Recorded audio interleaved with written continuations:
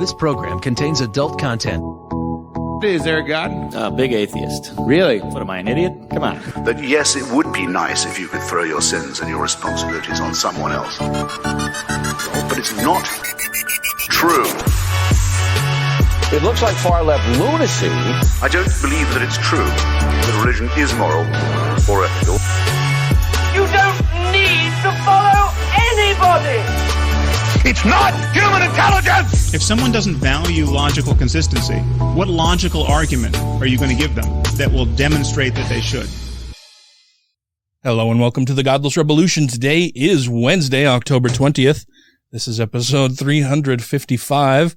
My name is Dan Ellis, and I'm joined by two awesome co-hosts, Mr. Taylor Grin. Hey. And Mr. Ryan Duffy. You changed it this week. I did. I switched it up a little bit. I don't know. I just had settled into Ryan and then Taylor, and I decided, fuck, I'm gonna switch it up every now and then, so it's not always something that sounds like order. I get it. Yeah. So it's just not like it's recorded or something. I don't know. You just knew I'm a creature of habit. Mm-hmm. So what? It's been a minute. Like we haven't rambled and just kind of chit chatted about stuff that's been happening lately for some time. So let's catch people's up, shall we, for a little bit? Mm-hmm. Okay. Well, what's new with you, Mr. Duffy?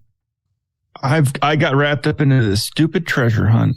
Oh, right. You mentioned that last week. Stupid. Yeah, what came of that? Well, it's still going. Nobody's found. It's like there's still clues coming out. I think Sarah's probably upstairs right now watching a whole series of YouTube videos trying to find the hints scattered throughout them. Uh-huh. So last week you had mentioned that there was a clue you guys were kind of stuck on. Was that one resolved, I'm guessing? Oh, yeah. Yeah, now we're on to the 7th clue. How many clues were you in last week? What? Probably clue 3. Oh, wow. And this is, so tell people a little bit about this, because I had no idea what you were fucking talking about last week when you first started mentioning it. It's this family here, or it's actually a couple families here in Utah. They're like real estate developers. So they got some money. Uh-huh. And they got some good contacts. And previously they have hidden $5,000 in the mountains.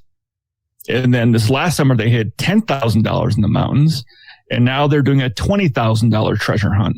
Mm-hmm. But this one involves you having to go around and find QR codes that will then give you a clue that you have to decipher to find the next QR code. And there's like 8 QR codes total. Mm-hmm. And we're on like number 6. Mm-hmm. And when you get to the end, you get $20,000. First one there. So have you and Sarah been the first to solve any of the clues thus far? No. Do you know how many clues there are in total?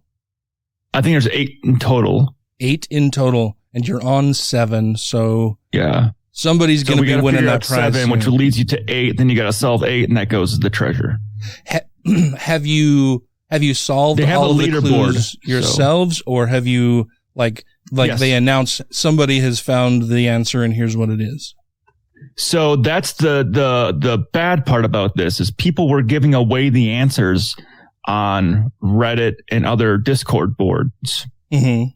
So there were people that came in and had all like, boom, we found 5 in one day. Mm-hmm. Mm-hmm. It's like, no, you didn't. You just went and got the answers from other people and traveled, because you have to take a selfie with each QR code when you find it. Mm-hmm. So a bunch of people are just giving the shit away. Giving the answers away. Well, so then those people still have to travel to those locations, take a picture of themselves with QR code, and then that's so they can catch up and then try to solve. Caught up much faster. Yeah. But I mean, it's like they were like a few times like on Reddit where someone's like, "Hey, I'm stuck on this one. Have you figured this out?" I'm like, "Yes, I figured it out. I'm not going to give you the fucking answer, but I can help steer you down the right path and let you solve it yourself." So the one versus people just straight up giving out the answers. Yeah. So the one that you had mentioned last week was something about the disc golf. No, it was like go to the east and farther or something like that. I can't remember exactly. Oh yeah, it was disc golf, and I had it right. And it ended up being a disc golf course down in American Fork. Oh, that's a bit of a jaunt from your location there in Ogden. What is the geographic range of this contest? From Logan to Provo. Wow. That's a little bit. And do you know how many participants are? It's about 1,000 right now. Doing the thing, yeah. Last I checked, it's right around 1,000. Yeah. Well, that's fun. Is this? I'm guessing I have more fun deciphering the ciphers. Like when the cipher clue comes out, having to try to figure out what the key to that cipher is and trying to decode it. I like doing that. The riddles, not so much because it can be very vague. Like you got to think about like, what are they thinking? And I figured the last one out because it had to do with a baseball diamond where you stand up to the plate and you got to think with your right brain. So most times when you're right-brained, you're left-handed. So you'd be facing this way. So when you first step up and you face this way, you're looking this direction from a baseball diamond and you got to go further. So if you hit the ball outside of the park, you're going further than normal. And that led to a disc golf course. And yeah. I'm guessing this is all part of some promotional something or other, right? Like they get something out of this for putting up this money and making the clues and all of that. I think they're pretty well off. Yeah. Like I saw some of their stuff, some like their land development stuff in like Salt Lake. Like they're pretty well off and they got a lot of people with big money. I mean, they're promoting businesses while doing this. There's a lot of promotion going on. But they're pretty well off. I don't think they're hurting for money at all. Well, yeah, I'm not saying they're hurting. This is just giving them more money and more attention. Yeah. I mean, what the guy does is he flips homes. Yeah. They're real estate developers. So in this market, they're not hurting. Yeah. Well, fun. What have you been doing, Mr. Grin? Oh man. Predominantly, shout out to Steve Kuno. I've been watching a lot of movies lately. We watched Free Guy with Ryan Reynolds, which was exactly the big dumb movie that I thought it was going to be. It's equal parts Ready Player One, Stranger Than Fiction, and like the Truman Show. Oh, not the Truman Show, but like I mean, there are some references there. What's that damn movie? Guns Akimbo. Okay. Guns Akimbo. I haven't seen that one. Daniel Radcliffe. Yeah. But is it true? It's all right. Reynolds like it's also a big dumb stupid shooter movie. Yeah, but I like Ryan Reynolds and I think he's fun. It was a fun movie. Like it was exactly what I expected it to be. There was nothing monumental about it. Like it just was like, hey, we're identifying some movie beats. You know, we're gonna hit some tropes and go home. Right? Was the film. I saw James Bond. Which I really liked.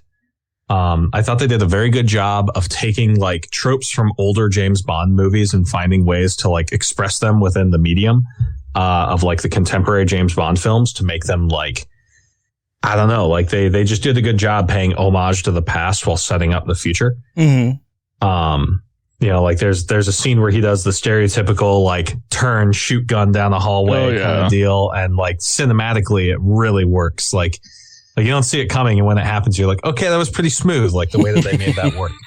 I loved it. And I've also been a big fan of the meta plot that the current James Bond has had with Léa Seydoux' character. So it was really cool to see how they culminated that relationship with the two of them. So I think Daniel Craig has been an awesome Bond. He's if he's not the best, I think he's one of the best for like, I think he's probably my favorite. He has this like smoldering intensity that is really great in a lot of the scenes. I think he's done an awesome job. Yeah, he does a really good job. Like all of the other James Bonds have either been too psychopathic in one direction or too campy in the other direction. And I think Daniel Craig straddles that line really effectively. Yeah, I think he's humanized the role in ways that none of the other Bonds have, at least that I've noticed. Yeah, especially in this film. Yeah. Yeah, he's been great. It'll be sad just trying to get to the movies again. I'm going to watch Dune. I really want to watch, for people who, I got to be very careful saying this, so I'm only going to say this. For people who follow the Marvel Cinematic Universe on the Marvel side, even though Venom, the new one, Let There Be Carnage, is a Sony film, you're going to want to watch it. That's all I'll say. I like the first Dune, Venom movie. I want to watch The Last Duel. Oh, what's that? Oh, I just said I really liked the first Venom movie. I know a lot of people panned it, but like if you knew what it was going in, it was fun. It was campy and dumb and silly and just, I think a lot of people wanted it to take itself much more seriously than it did. I liked it though. I think that has a lot to do with like the previous Venom like IP, which had been kind of serious. And I mean, it's whatever. He was never one of my favorite Spider-Man like characters anyway. I love Michael Keaton's Vulture. Like that's one of the best villains in the MCU. He did a really good job portraying that character. Yeah. But yeah, so there's a ton of movies. Like I really fucking love going to the movie theater. And now that like I'm vaccinated and that movies are starting to come out again, like it's just been a great month for me doing that. Yeah. Have you seen Fox News is really mad at Superman? I have heard of that. First of all, Fox News is garbage, doubly dumb. One for, I mean, in addition to the long list of other reasons. First of all, Superman is not gay. Superman's son is gay, and Superman's son isn't gay. Superman's son is bi, and that's like whatever. Well, but they've gotten rid of as a bi person, it's nice to see further bi erasure. I'm glad that they haven't lost their form on that one. I continue to not exist. I get it. So, well, because in the new movie coming out, apparently he doesn't say truth, justice, and the American way anymore. Oh, well, I mean, unless he's planning on conquering a South or Central American country to lower banana prices, I can't really see where he's going with that. So. Well, it's now truth, justice, and a better tomorrow. And Fox News thought that was some sort of communist agenda. I mean, I'm a fan of a better tomorrow. Yeah. We've got to find our new and next moral panic. Quick, everybody. I know. It's weird that they choose their moral panic to be a comic book character. Wait until they realize that the X-Men are an allegory for being gay. But they were also mad that Superman turned over his U.S. citizenship at the UN Council in one of the comics. Oh, I bet that pissed off the David Icke crowd. Oh, yeah. So he's now a citizen of the world, not a citizen of America. They wouldn't have let him in the fucking country in the first place. Put some parentheses around his name. Yeah. Had they known that he was an alien, they'd have tried to ship him back to fucking Mexico. Oh, yeah. God. Well, fun. I've just been doing funeral shit and working. I think I mentioned to you guys last week that I helped edit the obituary for Tracy's grandmother. Me, the atheist, was correcting a lot of the religious language in it so that it more perfectly fit the LDS narrative of temple sealing for time and all eternity and all that kind of stuff. And then I've done a bunch of, I write pretty well, and I've done a bunch of editing in the past. And so, everybody in the family was very, very happy and thankful that I had done that. And nothing too out of sorts happened during the funeral. There's some other background family stuff that was kind of bullshit that I'll talk about in a future episode, maybe not in this one because it's still a little unresolved.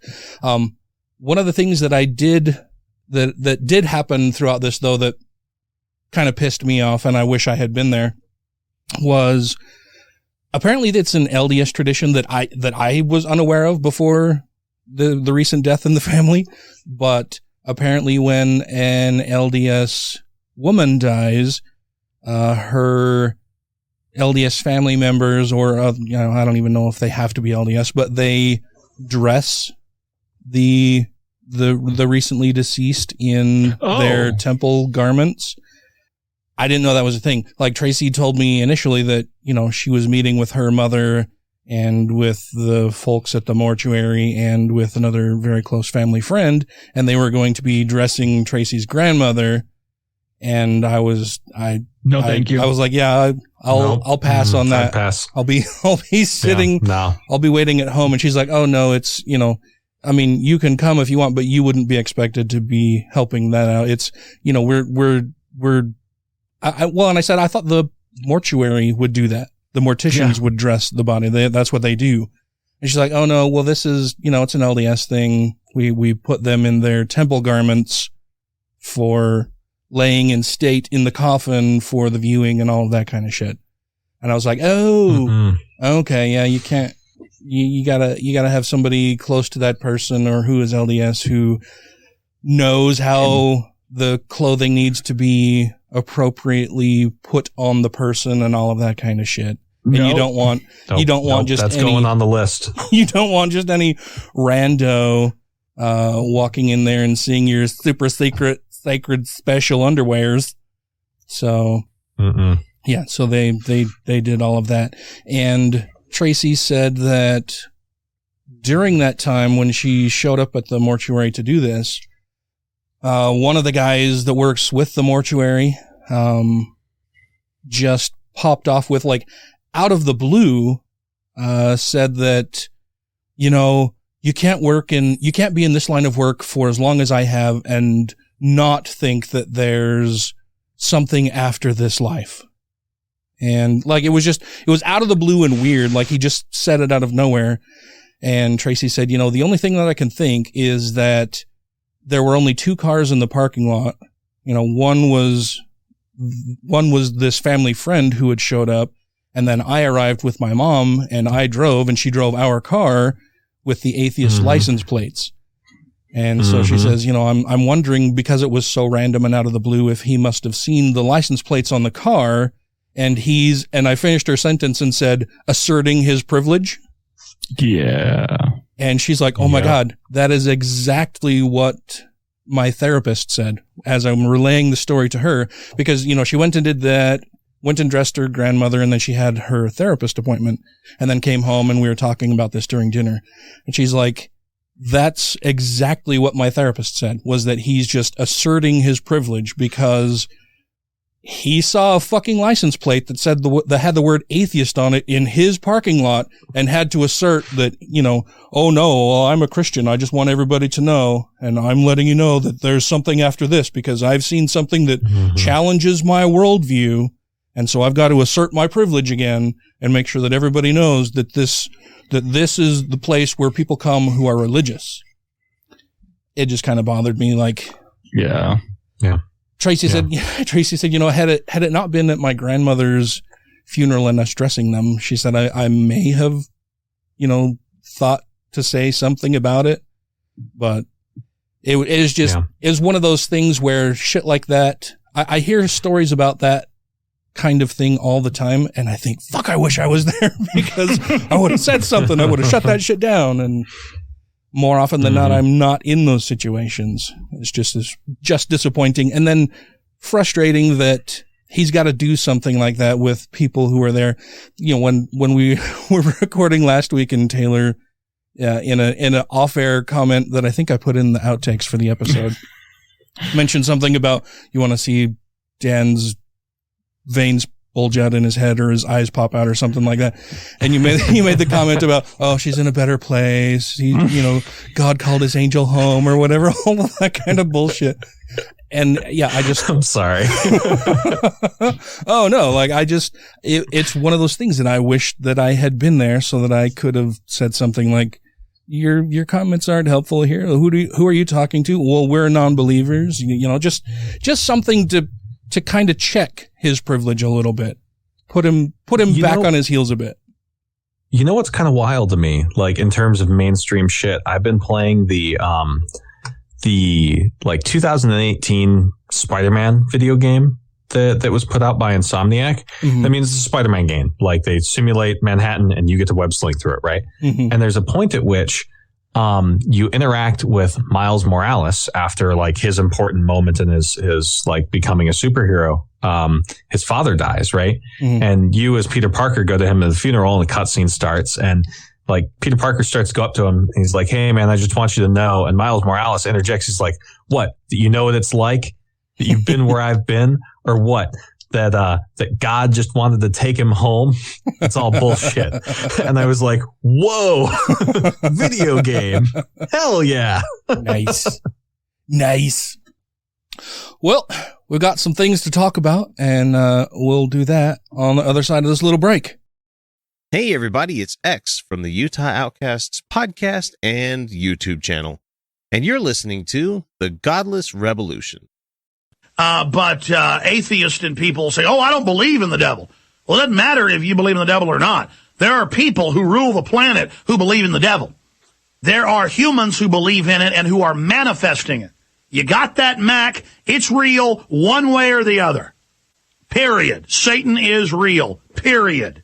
End of story. And it's manifesting. Now, what are you going to do about it? Thank you to everybody who has rated the show on iTunes and Stitcher and are following us on YouTube, Twitter, and Facebook. And to all our Patreon patrons, you make the show possible. All right, and welcome back. Today we're going to do something we haven't done in a while, just kind of a news bag roll-up. There's been a whole bunch of interesting and also funny and sometimes interesting funny shit in the news lately. So I wanted to cover some of that. I want to get us out the gate with this story that I thought was pretty fucking hilarious. Baylor University students took photos in anticipation of an upcoming football game they had with BYU. And one of those photos that was liked by Baylor University because it was in the carousel of like Instagram photos for it, said, "BYU wishes they had as many wives as David Koresh." And BYU got upset about that? Well, it's not wrong. They're not particularly pleased. Well, why not? I mean, it's not. David Koresh had a lot of wives. Mormons tend to as well. Mm-hmm. "This made me sick to my stomach. What I was reading and what I saw," said Amy, a Baylor fan and LDS church member who grew up in Waco and doesn't want to be identified due to fear of online bullying and retaliation. "The fact that it's 2021 and we're still criticizing other people's beliefs is appalling to me." Oh, the fact that it's 2021 and you still believe in fucking nonsense is appalling. Bless your heart. I just like to say, welcome to the Big 12, BYU. Oh man. "Just bringing up David Koresh, period, in Waco is very unnecessary. It's still a very triggering thing for a lot of Wacoans who had to live through that. And they know people that lived through that. It's just not okay." Like, I mean, come on, enough time has passed. Well, and are they saying that they know people that were part of Koresh's cult and that they're upset they don't want to be reminded, or that they happen to just live in the fucking area? Like, everybody knows about Waco. You're not fucking special if you happen to live in the area. You weren't involved. Mm-hmm. It's just somewhere nearer to you than other people. Big fucking deal, man. Also, like, it's not like you're a Parkland survivor. You know what I mean? Like the people at the Waco compound at some point made the decision to join a cult. Uh-huh. Yeah. And then brought it on themselves. Well, they didn't bring their deaths on themselves necessarily. But I mean, like, they could have. With the exception of the children in that compound, Yeah, I mean, there were bad things that happened for sure. But, like, it's not as if they were just, sitting idly by and somebody walked into their building and started shooting them, and then had radio. That's what being a high school student is like. Yeah, then had conservative radio dipshits talking about it was all false flag and none of these people are real and these children were never murdered, and Is this where I make a bad joke? He lost his case on that, right? Oh yeah. Uh-huh. Yeah. Several. Yeah. Yeah, because he just wouldn't turn over the information that was being asked. Probably because it was even more damning, but Is this also where I make a bad joke that says you don't know you're in a cult until the FBI shows up? Oh. Oh, I don't know. Was it Oleg Deripaska? His places just got raided by the FBI, right? It did. Several of his places, from the news I was hearing, which is fantastic. He was pretty critical to the Trump-Russia issues. So that's fun to see. Also, criminal contempt is coming up against Steve Bannon, the human piece of spam. I was going to say, he's one of our favorites. Yeah, absolutely. Friend of the show. Man who doesn't know how to wear two shirts that don't both have a collar. Has there been anything Bannon has touched that he hasn't fucked up royally? I mean, Breitbart? Well, it's still fucked. But I'm like, Biodome, he fucked that place up. I mean, from I would say if you're taking for granted his agenda, I'd say his tenure at Breitbart was successful for accomplishing his ends. Right? True. Yeah. With regard to awakening fascist sentiments in the United States, I would say that his involvement in the Trump campaign was a success. Republicans of 2016 are very different from Republicans of 2021, in large part due to Bannon's messaging. Yeah, I guess it's the optics in which you look at it. If you think Hitler's great, Bannon's awesome. If, as Obi-Wan said, from a certain point of view, right? Yeah.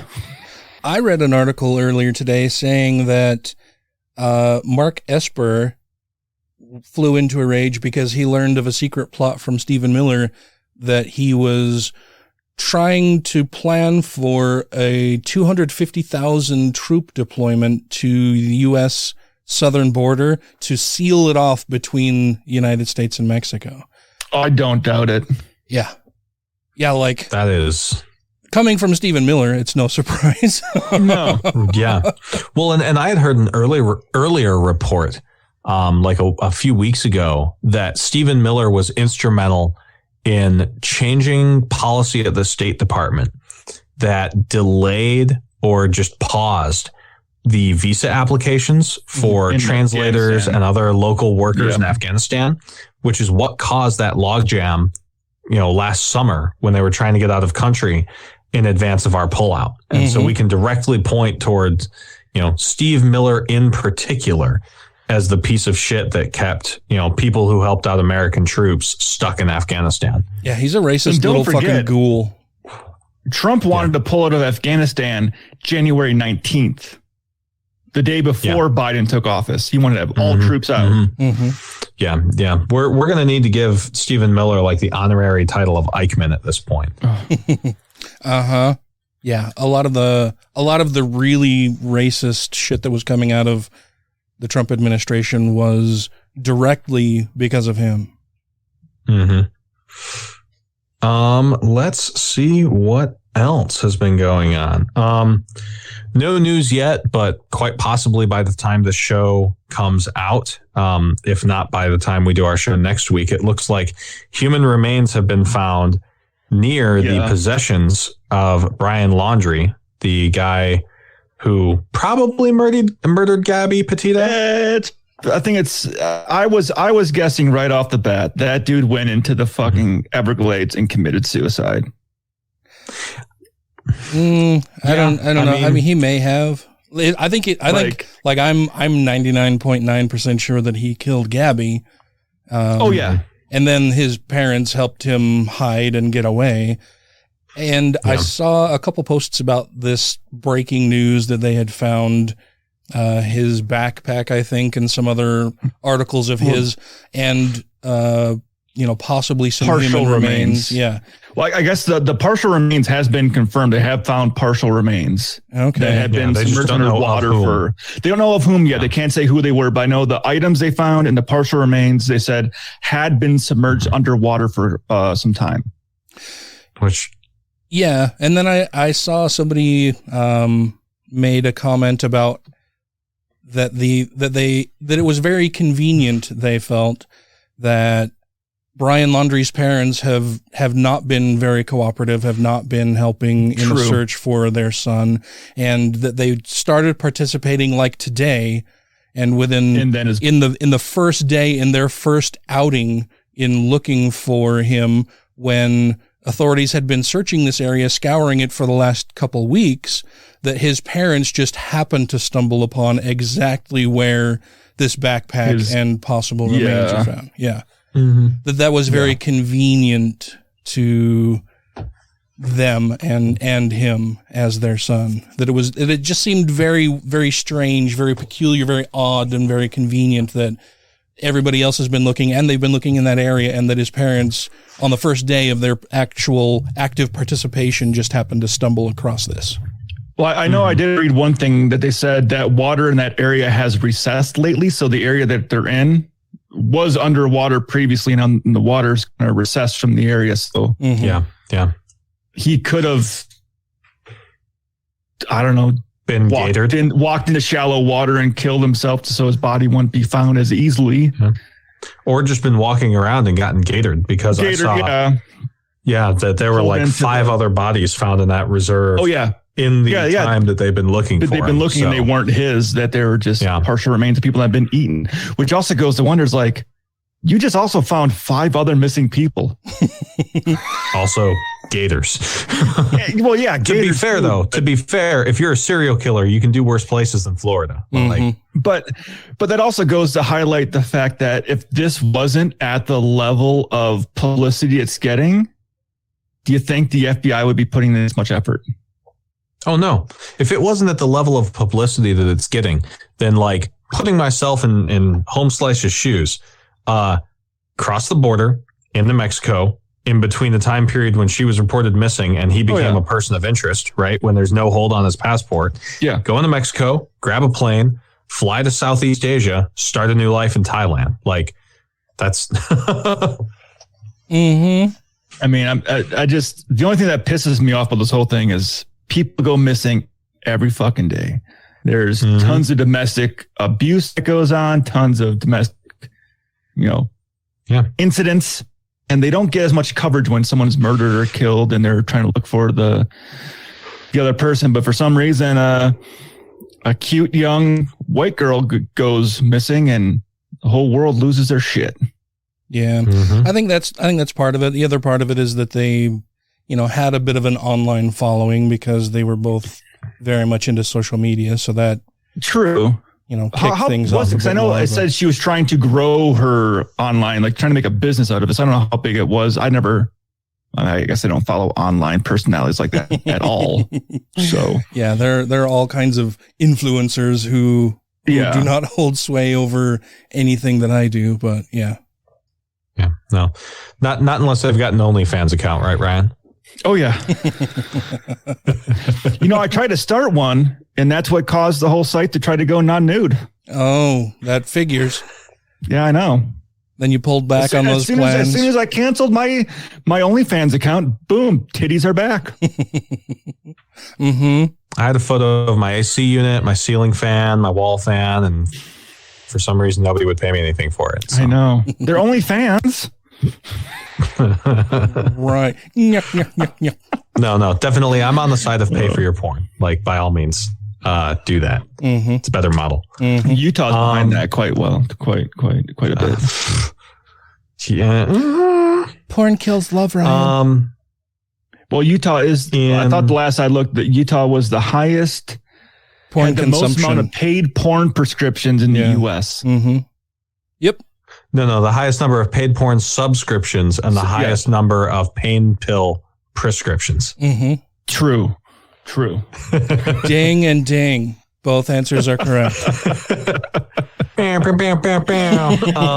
fuck that. To put something like in perspective, or at least to like cause people to maybe freak out a bit less. And depending on what happens in the intervening week, maybe by the time this goes to print, I'll be wrong. And if I am, I'll say so. But a report came out today that Senator Manchin was considering leaving the Democratic Party. And really? Yeah. And his immediate response to media folks was, and I quote, "That is bullshit." Oh, so my personal assessment in that is that it doesn't make sense. Right now, he's the sweetheart that everyone wants to take to the prom. If he caucuses with the Republicans, they won't really have any reason to play ball with him, and he'll lose his sweetheart status. Mm-hmm. Oh, yeah. So I think that it makes more political sense for him to stay with the Democrats. Mm-hmm. I mean, the longer he gets to stay in office and own his oil and coal line, the better he can set up favorable deals for his coal interests. The only thing that I could see that would ever get him to switch parties would be if perhaps he's got somebody running against him in the primary who is running to the left of him, which wouldn't be very difficult to do, running to the left of him, and then gets actual Democrats in West Virginia to possibly nominate this other person instead of him to run in the general. And then maybe then he would change. He said that he's not running, though. Oh, okay. He's not going to run again? Yeah. No, he's not. Now, there's rumors he might go for the governor of West Virginia, but I don't think that that's going to be successful for him. No. So, yeah. Because here's the deal. Like, even if he were to switch sides so that he could run for a Republican governorship of West Virginia, Republicans won't vote for him because they're going to see him as a rhino, and Democrats won't vote for him because he's a fucking traitor. Mm-hmm. So, yeah.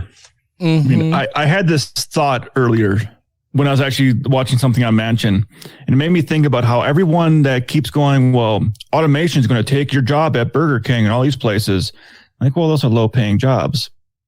But these same people are like, we need more coal. We need more coal. It's like, don't you realize your jobs have already been taken by automation?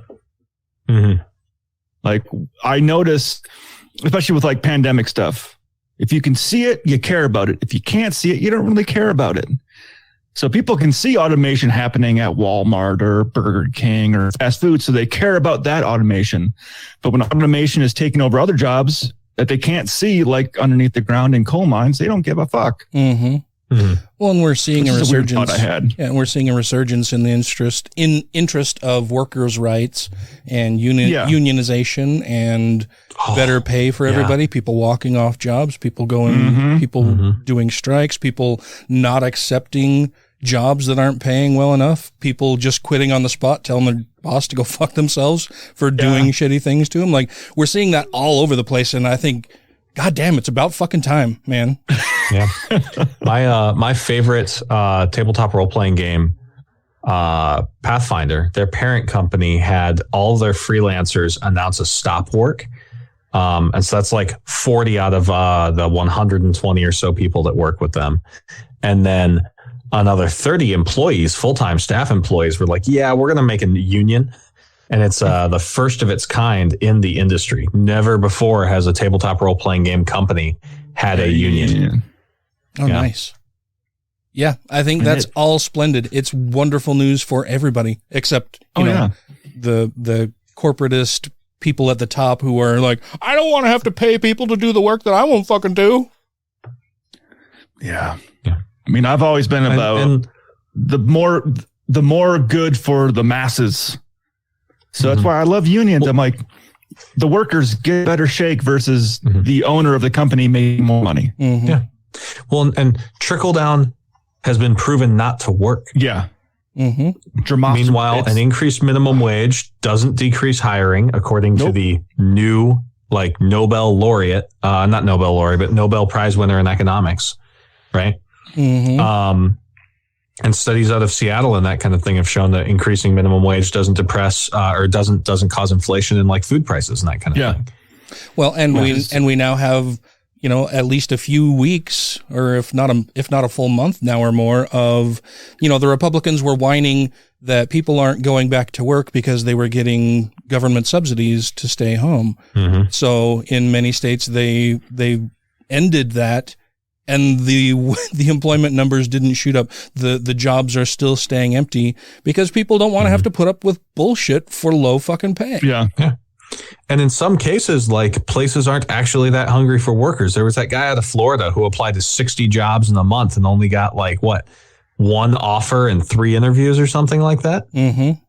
Yeah. And for any listener, if you feel this way, or if you've got a friend who feels this way, where they say something like, well, why should I, an EMT, right, support a McDonald's worker making $15 an hour when I only make $15 an hour or $18 an hour?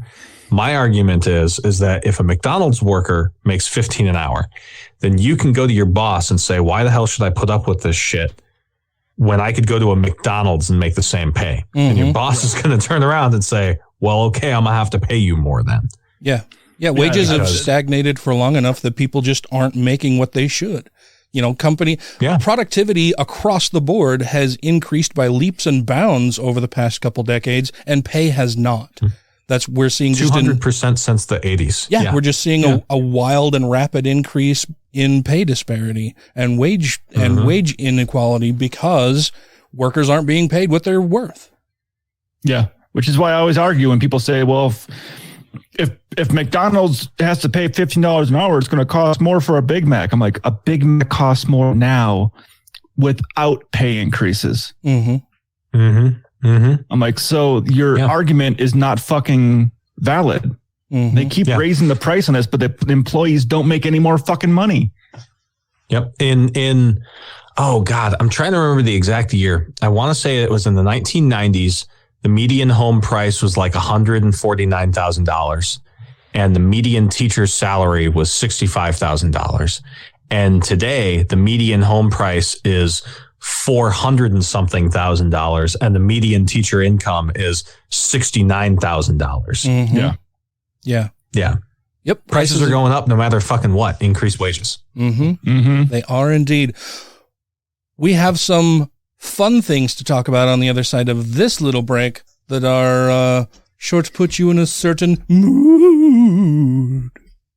Hi, this is Andrew Seidel of the Freedom from Religion Foundation and author of The Founding Myth, and you are listening to the Godless Rebelution. We're not going to have Pepsi with baby flavoring in it. I mean, what the hell have we become? If you have questions, comments, concerns, compliments, corrections, criticisms, or concepts for content, contact the show via email at godlessrebelution@gmail.com, by text or voicemail at 330-81-REBEL, or Twitter the twatter at TGR Podcast. Thank you. So, Taylor, you were going to let us all know about the origins of Halloween and how the spooktacularness arrived and made people do things like trick-or-treating and all that kind of stuff. Yeah, there's a bit of a problem with that. Oh? Ryan did a fantastic how St. Patty's Day came to be and like the evil that is the actual St. Patty and all that jazz. And so I thought to myself, all right, Spooky Day is my favorite holiday. I'm going to do a thing.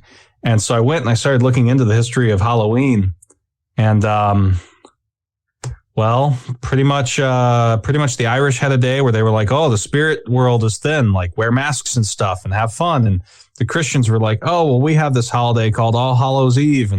And you know, we honor our dead people, and they happen to fall in like kind of the same time period. And so when Christians came to Ireland, they were like, all right, well, we're going to call this Halloween. And they just cribbed each other's shit and went along with their lives. And that's the history of Halloween. Yay. Well, thanks for joining us, everybody. Yep. All right. Fantastic. That's a show. That's a wrap. No, yeah, it's really boring. Like a lot of holidays where like they're just made up bullshit or have something to do with some stupid ass Catholic saint or something like that. Like Halloween is basically just like, yeah, it's a time when the seasons are changing. So a lot of cultures had holidays. And, you know, Christians had their own, and like they basically just intermingled with the Irish. And for once in their goddamn lives, they didn't fuck with them. And so they just like somehow peaceably just intermingled their traditions for that time of year. And we have Halloween now. And it got super like commercialized, you know, largely in America. You know, for the better, in my opinion. Like American Halloween traditions like trick-or-treating and shit are pretty fun. But like, no, there's really no like interesting story for Halloween. It's just like kind of a thing that we do. Yeah. So there was no. I figured instead of that. Oh, yeah, there's no evil spawn of Satan that came up from the earth and demanded we worship them. Nope. If you don't wear a mask, you're not going to get possessed by spirits. Like, yeah, crazy, weird. I know. Yeah. Luckily the veil between our world and that of the Fae is not thinned. Yeah. Well, and in between segments, I mentioned, or I asked both of you guys if you have any like ghost stories from your past, like, you know, before maybe when you were a believer or a nominal believer or anything, if there were any scary stories from your past that, or that people have told you that have happened to them. And I think what was your first reply, Taylor? Oh, it was something like when I was a lot younger, for some reason, my folks had me going to like 2 different psychologists or psychiatrists, and I got prescribed like an antidepressant and an anti-ADHD at the same time, and they conflicted. And so I had like mild, like visual and audio hallucinations, like corner of your eye kind of shit, you know, like, oh fuck, I think nope, there's nothing over there kind of things. And, like notionally you could call that ghost stories, but really I was just like fucking high as fuck. Yeah, pretty much. Well, I was thinking about like when I first asked the question, like you instantly just responded with, no, man, that's fucking stupid. Ghosts aren't real. Oh, I'm sorry for not giving my pithy answer. Yeah, no, ghosts aren't fucking real. No, that's they don't fine. exist. That's totally fine. We would be flooded with fucking ghosts. There was something like what 100 billion humans over the course of like a couple million years. Like, how come none of them are speaking to us in like Indo-Proto-European languages and shit like that, you know? Well, or wearing Metallica t-shirts. Yeah. Well, these are all great. Like I for over a decade now have been asking questions about ghosts that seem pretty self-evident, that, you know, the whole ghost thing is fucking stupid. Because there are a lot of things about ghosts that are just really fucking dumb. Like, number one, the very first question that always springs to mind, and I did a search on Facebook. The first time that I saw a mention of this, I just typed in, you know, Dan Ellis and ghosts, and the first or earliest recorded post that I have on Facebook about it is, why are ghosts never naked? Like, that's fucking stupid.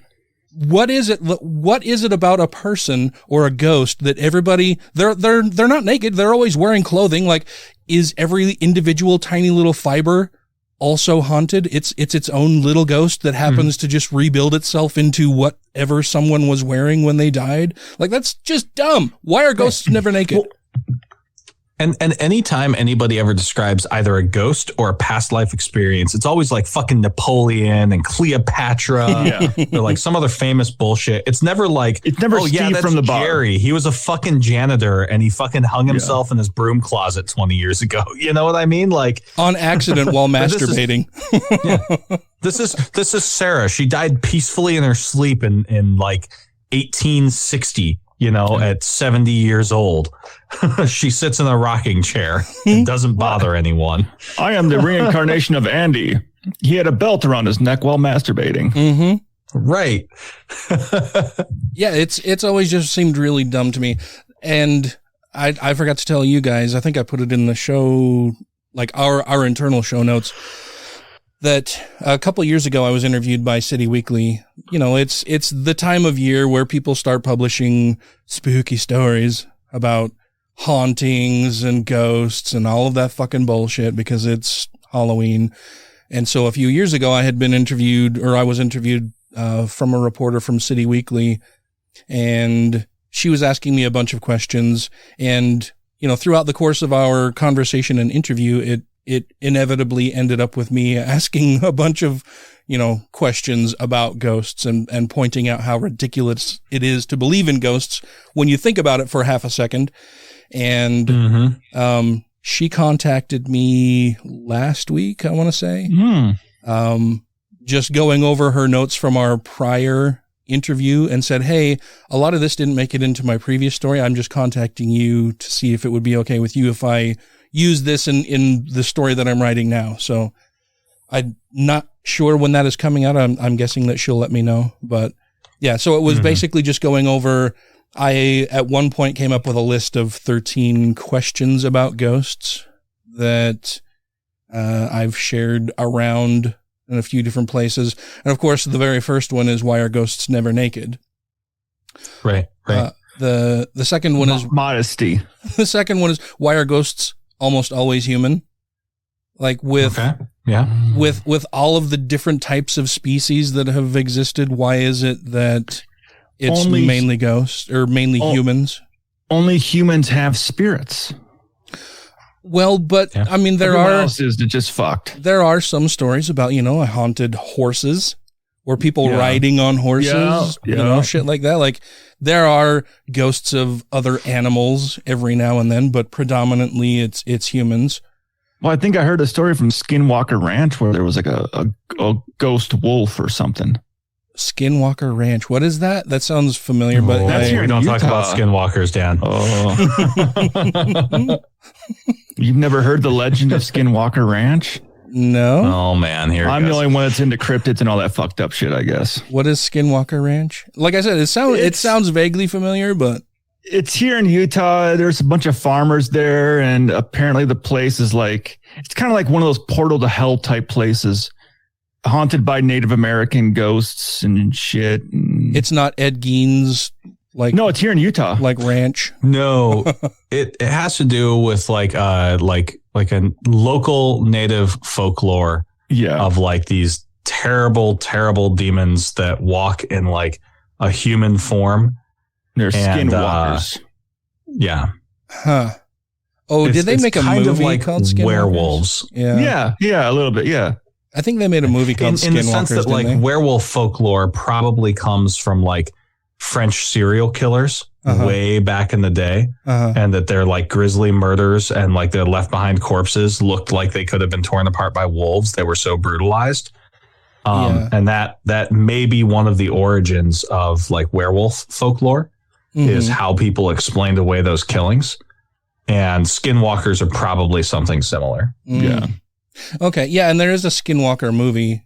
It looks like there's actually a couple different Skinwalker movies. Probably C-flicks. What? Yeah. I can't imagine they're good. What is so speaking of movies, like what is your guys's, what's the scariest movie you've ever seen, or what types of movies do you like to watch to scare you? I don't know if movies scare me. Oh yeah. I tend not to like pop scare horror movies, and I really don't like the like Christian morality play movies. I don't think you can really call Cabin in the Woods a horror movie, but it's like in that direction, right? Like it's a mockery of a horror movie. I really like The Orphanage by Guillermo del Toro. I always butcher his name. That's a fantastic one. The Orphanage. I haven't seen that one. I'll have to add that to my list. It's not The Orphan, but The Orphanage, and it's in Spanish. You got to watch it with subtitles. It's fantastic. He's a good director, though. Yeah, and then I really like What Lies Beneath, which has Harrison Ford in it. Yes. What about you? It's a pretty good one. Yeah. What about you? A lot more of a thriller, though. Yeah. I've always enjoyed like the Halloween and the Freddy's and all that, but they don't scare me. To me, they're just fun. Yeah. Right. Have you seen the new Halloween that just came out yet? I haven't, but I heard there was a petition out there because some butthurt firefighters didn't like this fact that firefighters are being killed by him with firefighter tools. And what? Oh no. Yeah. Oh, they're precious. Those poor fellows. They just got their knickers in a twist because he's gonna kill them with fire stuffs. It's like, it's a fucking movie, dude. Yes. What else do you expect him to kill a firefighter with, but with a fire axe or a pike pole? Right. Yeah. Wrapping a hose around their neck. Like it's not the jokes make themselves. And they put their head through one of the ladders and the ladder contracts. Like, come on, I can make it's like, sorry, we're not sacred. Yeah. Firefighters can die in a horror film. In my personal scary, quote, scary movie collection, I have all of the Friday the 13th, all of the Nightmare on Elm Streets, all of the Chucky movies, basically any franchise, all of the Saw movies, any franchise horror series, I've got all of those. And yeah, they don't scare me. They're just they're schlocky fun. Oh yeah. Yeah. I did see something interesting about Robert Englund and how he got the part as Freddy. Oh yeah. He said he literally went into the casting, locked eyes with the casting director, and didn't blink, and just fucking stared him down and gave him this weird face for fucking like 10 minutes. He's like, dude, you're fucking hired. He's like, nice. He actually goes, I went into the interview trying to be as creepy as fucking possible. That's doing a good job. Mm-hmm. Yeah. I just really like horror by omission rather than horror by commission. Mm-hmm. Right? Like, I don't want you to jump out at me and scare me. I don't want you to, like, you know, show me someone being eviscerated on camera. I want to only see the shadows of somebody being eviscerated on camera, right? I want to spend 10 minutes wondering when the jump scare is going to happen before it does. Like, that's compelling horror to me, as opposed to like, oh yeah, no, we dumped all of our budget into special effects and fake blood, and like, here's the show, right? Well, I think most of our horror tropes that we know now are because those early horror films were done on a fucking super low budget. So they're like, oh yeah, we got to make this work somehow. Like, we don't know what the fuck we're doing. How do we make this work? And what can we do without a budget at all? So we get our common day horror tropes, but now they have a big fucking budget and they keep repeating the same fucking shit. Mm-hmm. Well, which is why they don't scare me. It's fucking predictable. Yeah. Jurassic Park's dinosaurs worked because they filmed so many of the scenes in the dark, so that you like, and with rain out, so that the slickness of the fake skin looked like it made sense, and the like improperties of the skin made sense in the dark. Like, and that's how it also destroyed the prop. Mm-hmm. I mean, yeah, but like, that's the point. Like, it's a prop. I mean, making even short films, you cheat stuff to make it make sense because, well, we can't afford to fucking do the real thing. So let's just fucking hide it. Yeah. Yeah, exactly. Misdirection. And good horror doesn't show you the monster. You know, like the monster that you invent is way scarier, is my opinion. Oh, yeah. Yeah, I always thought The Shining was scary when I was a kid. Have you guys seen Dr. Sleep? I think that was better than The Shining. Yeah. I liked it. I need to see that. No, I haven't. Dr. Sleep, I think, is a sleeper movie. Like, it's really good. I liked it more than The Shining. I enjoyed it. Yeah. Really good storytelling. Good. Yeah, it was really good. I like that one a lot. I also like, I'm trying to think of other scary movies that I've seen recently. There's one called The Monster from like 2016, I want to say, that was really good. Like, it's only got, I think, maybe 4 people in it. And you see this monster briefly in a couple different scenes, but mainly it's just like really, really great acting from this mother-daughter pair that's in the movie. It's really good. But I also guess that now that we talked adaptation of The Mist. Oh, sorry about that, Ryan. I was going to say Stephen King, It, the original multi-series, the 2-parter, It. As a kid, that did scare me. I liked it. Salem's Lot scared the shit out of me when I was a kid. The original like mini series that was on broadcast television, that scared the hell out of me when I was a kid.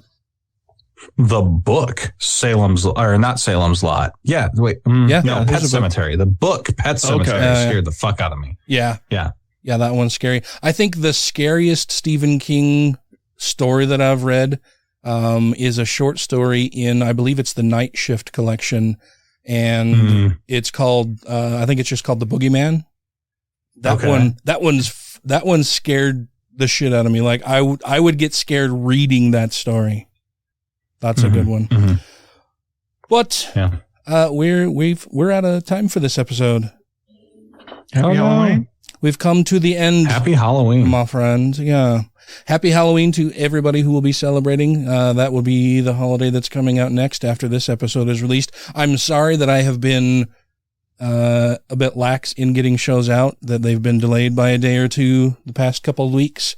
I've just had a lot of shit going on, a lot of work and a lot of family stuff going on that has kept me occupied, and I haven't had much of a chance to do editing. And it's a long process. It takes quite a while to do it. So thank you all. We appreciate you for it. Oh, no, no problem. But thank you all for listening. Thank you guys for joining me. Before we go, I want to make sure that we thank our Patreon supporters because they help keep the show going. And we're going to do things a little bit different this week just for one Patreon patron. So I want to make sure that we thank 2 skeptical chaps. Alan Firth. Don't Be a Richard. Hunter Grin. John McCullough. Ollie Olson. Sinead Duffy. Steve Kuno. Stephen Andrus. Tiffany Hudson. Vanessa. All hail Peneth Buttra. Corey Ebert. Jeff Peterson. Krusty the Clown? Jeremy Goodson. Matthew Sanders. Megan Mitchell. The guy that asks questions before he finishes the show. Alex Jones, Gay Frog Brigade. Utah Outcasts. Wesley Aaron. Janet Uter. Hey, it's your old pal Krusty for my new pork sandwich, the Clogger. If you can find a greasier sandwich, you're in Mexico. Purple Dragon. Sarah Segovia. Savita Kuna. Ted Sellen. Tim Jacobson. Trisha Weir. Ryan Mayfield. And James. Thank you all very, very much. If you would like to become a Patreon supporter, you can do so very easily by going to patreon.com/GodlessRebelution, where you can contribute as little as $1 per episode, and then you get all kinds of fun things, extended outtakes, extended episodes, bonus episodes, early releases of episodes. And if you send us questions, we're more than likely to answer them before anybody else. So thank you very much for listening. Thank you all for participating. Thank you guys for joining me. I hope you all have a great week, day, month, and all of that kind of stuff. I'm out. I got to go back to work. Happy birthday. And I will be going to the FFRF convention in Boston in November. So if you go, hit me up. Bye. All right, you guys ready? So yeah. Yes. Okay. Sorry, I was like, you can't. I just sit all I'm looking around and I'm like, oh shit, did I lose audio? I see both of you are just kind of nodding a little bit. Terrible for an audio medium. I'm looking at, Audacity and the board, make sure I got shit nodding set my up. head like an idiot. Yeah. Then I was like, Headbangers ball over here. Did the clicky thing happen and I didn't notice and now I can't hear you guys? You can't hear me? Oh my God. Sorry, I just needed to get that for our new patron name. Uh-oh, what is it? A pig wearing a hat! I don't know why I'm talking like Colonel Sagan. He didn't get mangled up too bad. Yes, he was disfigured, but not like horribly disfigured. Nothing really bad happened to him. I mean, yeah, he was disfigured and all, but it wasn't, scar. grotesque he wasn't disfigurement. He wasn't like the dude from the Goonies. I'm just trying to think of a lead-in for like Luke to encounter Han and Leia and be like, "Hey, you guys!" What was that? Baylor University is getting yelled at by BYU because they had a homecoming photo that says BYU wishes they had as many wives as David Koresh. I love it. Shorts put you in a certain mood. So, see you soon, guys and ghouls. I got nothing. I'm a dork. It's okay. I'll ride that dork train with you. I thought I was so fucking clever yesterday. I was at the gym and everyone was working out on rowing machines. I walk over to the trainer and I'm like, it looks like Ben-Hur in here. Yeah. You didn't get the reference? Need somebody banging a drum.